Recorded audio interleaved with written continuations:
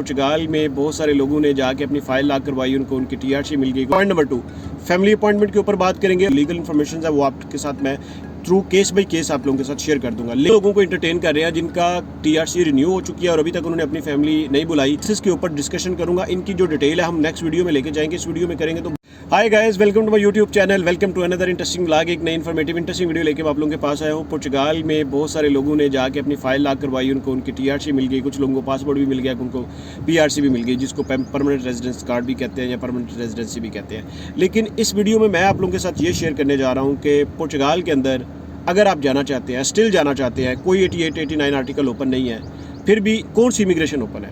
Point number 1। Point number 2, family appointment के ऊपर बात करेंगे। और पॉइंट नंबर 3, इस वीडियो में मैं शॉर्ट्स आप लोगों को ये बताऊंगा कि अगर आप पुर्तगाल के अंदर जाके अपना सर्वाइवल बनाना चाहते हैं, पैसे कमाना चाहते हैं, तो आपको क्या करना चाहिए। ये सबसे इंटरेस्टिंग बात है और इन तीनों टॉपिक्स के ऊपर हम इस वीडियो में बात करेंगे। लेकिन बात करने से पहले मेरी एक आपसे रिक्वेस्ट है, वीडियो को कंप्लीट देखिएगा। हर चीज़ दूसरी चीज़ के साथ इंटरलिंक्ड है और हर टॉपिक दूसरे टॉपिक के साथ इंटरलिंक्ड है। This video sponsored by SAPE International, manufactured and exporter of all kind of the surgical instruments. Speciality, beauty-based surgical instruments. Contact us. 00968-793-65474, sape.intl@hotmail.com. जो लोग भी चैनल पे नए हैं, मेरी आपसे हम्बली रिक्वेस्ट है, काइंडली चैनल को सब्सक्राइब कर दीजिएगा। वीडियो अच्छी लगती है इसको लाइक भी किया करें, शेयर भी किया करें और मैक्सिमम वीडियो को शेयर भी किया करें उन लोगों तक जिनको इसकी सबसे ज़्यादा ज़रूरत होती है। मुझसे कांटेक्ट करना चाहते हैं, इंस्टाग्राम आईडी आ रही है, इंस्टाग्राम अकाउंट को फॉलो कर लें। इंस्टाग्राम अकाउंट पे मैसेज सेंड कीजिएगा, अपॉइंटमेंट बुक कीजिएगा और आप मुझसे बात कर सकते हैं। अपॉइंटमेंट का मैसेज कीजिएगा तो आपको डिटेल मिल जाएगी आपने कैसे अपॉइंटमेंट बुक करनी है।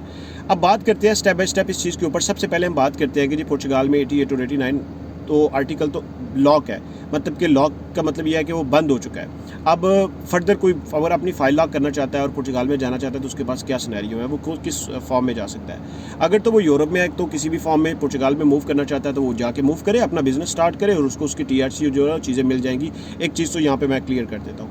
लेकिन अगर कोई बंदा पुर्तगाल से बाहर बैठा है तो उसने पहले पुर्तगाल में एंट्री लेनी है, तो उसको क्या करना चाहिए, यहाँ से मैं कहानी शुरू करता हूँ। उसके पास दो ऑप्शन है, या तो वो पुर्तगाल का स्टूडेंट वीज़ा ले ले, चला जाए वहाँ पे, या टूरिस्ट वीज़ा ले ले। अब पुर्तगाल टूरिस्ट वीज़ा नहीं देता तो फिर वो किसी और कंट्री का टूरिस्ट वीज़ा लेगा, जर्मनी का या इटली का।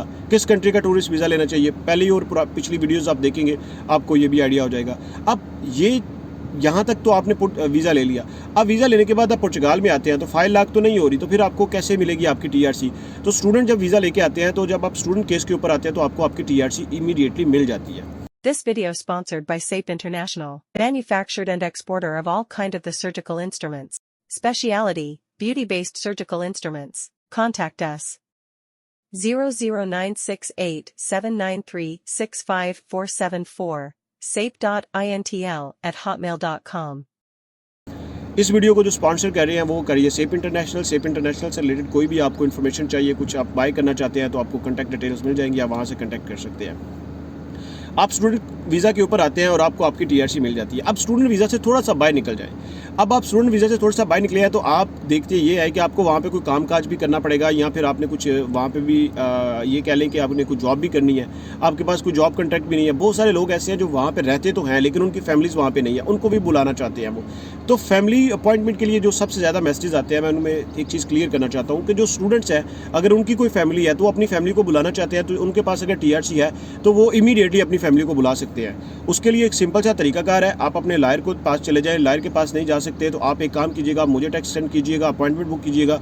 बाकी की सारी जो लीगलिटीज़ है और जो लीगल इन्फॉर्मेशन है वो आपके साथ मैं थ्रू केस बाई केस आप लोगों के साथ शेयर कर दूंगा। लेकिन अगर कोई वहाँ पे स्टूडेंट पढ़ रहा है, वो उसके पास वहाँ का टीआरसी है, वो अपनी फैमिली को वहाँ पे लेके आना चाहता है, तो 110% अपनी फैमिली को वहाँ पे लेके आ सकता है। उसका एक प्रॉपर तरीकाकार है और उसके लिए कोई भी फैमिली अपॉइंटमेंट ओपन है या नहीं है इसकी कोई ज़रूरत नहीं है। ये चीज़ यहाँ पे मैं कंफर्म कर रहा हूँ। बहुत सारे लोग कहते हैं जी फैमिली अपॉइंटमेंट ओपन होगी, वो उन लोगों के लिए है जिनके आर्टिकल 88, 89 में फाइल लॉक हुई हैं, उसके बाद वो अपनी फैमिली को बुला सकते हैं। लेकिन स्टूडेंट्स के लिए ये चीज़ इंप्लीमेंटेड नहीं है, तो स्टूडेंट्स जो है ना वो कभी भी अपनी फैमिली को लेके आ सकते हैं। ये चीज़ यहाँ पर मैं आपको कन्फर्म कर देता हूँ और क्लियर कर देता हूँ।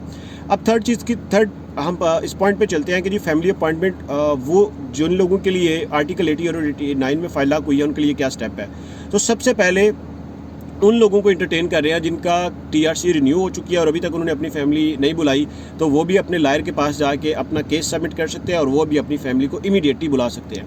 इसके बाद हम आते हैं उन लोगों की तरफ कि जिनकी फैमिली ऑलरेडी वहाँ पे पुर्तगाल में नहीं आई, लेकिन वो पुर्तगाल में फैमिली लेके आना चाहते हैं, लेकिन उनके टैक्स कंप्लीट नहीं है, तो उनको क्या करना चाहिए, और उनके पास कोई जॉब भी नहीं है, तो उनको क्या करना चाहिए। तो इसके लिए सबसे इंपॉर्टेंट चीज़ ये है कि उनको सबसे पहला स्टेप ये लेना चाहिए कि अपने टैक्सेस कंप्लीट करने चाहिए, और टैक्सेस कंप्लीट करने के बाद अगेन से अपनी फाइल को अपनी फैमिली के लिए सबमिट करना चाहिए थ्रू लॉयर। ये मैं बार बार आपको एक चीज़ बता रहा हूँ सोलिसिटर के लिए, लॉयर के लिए, कि आपने अपनी जितनी भी डॉक्यूमेंटेशन करनी है वो थ्रू लीगल एक्सपर्ट करनी है। आप लीगल एक्सपर्ट करेंगे, आपको आपकी फैमिली का जो वीज़ा है, जो आपको आपकी फैमिली की अपॉइंटमेंट है, वो इमीडिएटली मिल जाएगी। ये मेरी बात को आपने प्रॉपर्ली नोट डाउन करना है।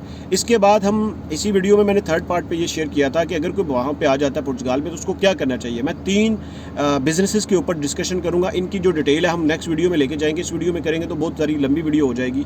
तो बिजनेसेस के लिए अगर आप चाहते हैं, अगर या आप बिज़नेस करना चाह रहे हैं और बिजनेस पर्पज़ से आप पुर्तगाल में पहुँचे हैं, या आपको चाहते हैं कि आप जो है ना वो वहाँ पे कुछ ज़्यादा से ज़्यादा अर्न कर सके, तो आप जॉब से सर्कल से बाहर आ जाए और बिज़नेस करने के लिए एक तो आप सेप इंटरनेशनल जो आप आ रही है इसके साथ भी कांटेक्ट कर सकते हैं। काफ़ी सारे एक्सपोर्ट आइटम्स जो आपको मिल जाएंगी, वो आप वहाँ पे वो जो आइटम्स हैं वो आप सेल आउट करके आप ये भी कर सकते हैं। This video sponsored by SAPE International, manufactured and exporter of all kind of the surgical instruments. Speciality, beauty-based surgical instruments. Contact us. 00968-793-65474, sape.intl@hotmail.com. Number 2 के ऊपर आ जाती है जी हॉस्पिटैलिटी इंडस्ट्री। हॉस्पिटैलिटी इंडस्ट्री में जब हम बात करते हैं तो वहाँ पे टूरिज़्म सेक्टर से रिलेटेड कोई भी आप काम कर सकते हैं। काफ़ी सारी चीज़ें हैं जो टूरिज़्म सेक्टर से आप वहाँ पे कर सकते हैं। नंबर 3 के ऊपर मैंने जिन लोगों के पास इतना हाईली बजट नहीं होता, मैं उनको गाइड करता हूँ वो बार्बर शॉप की तरफ जाए, ब्यूटी सैलून्स की तरफ जाए। फीमेल जो है वो ब्यूटी सैलून्स की तरफ जाए, लोग जो है वो बार्बर शॉप की तरफ जाए और लिस्बन से बाहर निकलें, लिस्बन के एरिया से बाहर निकल जाए। अच्छा, इसके बाद एक और चीज़ मैं आप लोगों को इंट्रोड्यूस करवाना चाहता हूँ, वो है जी सेल्फ फार्मिंग। आप सेल्फ फार्मिंग भी कर सकते हैं। सेल्फ फार्मिंग का एक बेस्ट तरीकाकार ये है, और आप बहुत सारे लोगों को वहाँ पे इनवाइट भी कर सकते हैं, उनको वर्क परमिट भी दिलवा सकते हैं, खुद आप उनको वर्क परमिट दिलवा सकते हैं। उसका ये तरीकाकार है कि आप एक लैंड जो है वो बाय कर लेते हैं किसी भी पुर्तगीज़ से, आप उससे एक लैंड ले लेते हैं 1 ईयर लीज़ के ऊपर। अब आपके पास इतने पैसे होने चाहिए कि आप 1 साल की लीज़ के लिए उसके साथ कॉन्ट्रैक्ट कर सकें। आपने वो लैंड ले लिया, अब उस लैंड के ऊपर आप जो भी किसी भी तरह की एग्रीकल्चर फार्मिंग करते हैं, it is up to you. और आप उस एग्रीकल्चर फार्मिंग के थ्रू आप बहुत सारे वीज़े भी निकाल सकते हैं, वर्क परमिट भी निकाल सकते हैं। बहुत सारे वर्क परमिट के थ्रू बहुत सारे लोगों को भी वहाँ पर इन्वाइट कर सकते हैं, एज़ पर द जो भी पॉलिसी है और जो लॉ है उसके अकॉर्डिंग मैं बात कर रहा हूँ। और इसके अलावा फिर उस लैंड को आप बिज़नेस पर्पज़ के लिए भी यूज़ कर सकते हैं, जो भी आप फार्मिंग कर रहे हैं। और उसके बाद जो नेक्स्ट स्टेप है वो ये है कि उस फार्मिंग को आप इंक्रीज़ भी कर सकते हैं। अगर आपको इसकी एक डिटेल फिजिबिलिटी चाहिए, आप मुझसे कांटेक्ट कीजिएगा, आपको एक डिटेल फिजिबिलिटी इसकी मैं प्रिपेयर करके दूंगा और आपको लैंड के पर्सपेक्टिव से प्रॉपर बिजनेस बताऊंगा कि वहाँ पे एग्रीकल्चर फार्मिंग कौन सी आपने करनी है, कौन सी फार्मिंग से वहाँ पे बेनिफिट्स आएगा, और उसकी एक फिजिबिलिटी भी बना के दूंगा कि इतने यूरो आप स्पेंड करेंगे तो इतने यूरो आपको मंथली इनकम भी वहाँ से मिल सकती है। मिलते हैं एक नए इंटरेस्टिंग लाभ में, तब तक के लिए स्टे ब्लेस्ड, अपना ख्याल रखिएगा।